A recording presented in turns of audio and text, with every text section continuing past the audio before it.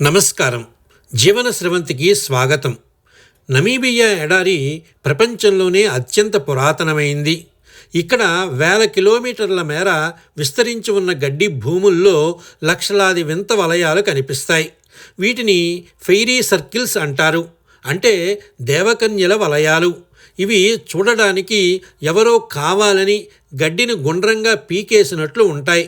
కానీ ఈ వలయాల మధ్యలో ఒక్క గడ్డి పోచ కూడా మొలవదు. చుట్టూ మాత్రం దట్టమైన గడ్డి పెరుగుతుంది. ఇది ఎలా సాధ్యం?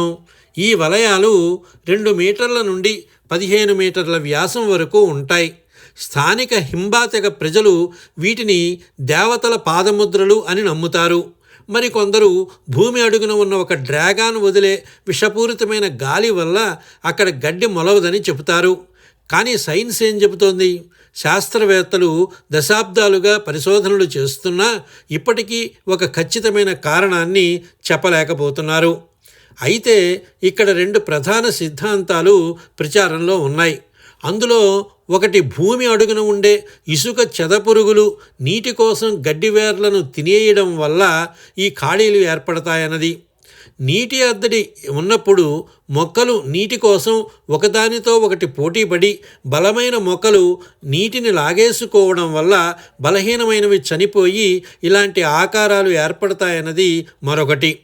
చిత్రమైన విషయం ఏమిటంటే ఈ వలయాలు ఒక క్రమపద్ధతిలో అమర్చినట్లు ఉంటాయి. ఆకాశం నుండి చూస్తే ఇది ఒక అద్భుతమైన డిజైన్లా కనిపిస్తుంది. ఆస్ట్రేలియాలోని కొన్ని ప్రాంతాల్లో కూడా ఇలాంటివి కనిపించిన నమీబియాలోని వలయాలు అత్యంత స్పష్టంగా ఉంటాయి. ప్రకృతి తనలో దాచుకున్న వేల మిస్టరీలలో ఈ ఫెయిరీ సర్కిల్స్ ఒకటి. మానవ మేధస్సుకు అందని ఇలాంటి వింతలు మరెన్నో ఉన్నాయి. మరి వినడానికి జీవన స్రవంతి ఛానల్ని వెంటనే సబ్స్క్రైబ్ చేసుకోండి. స్వస్తి.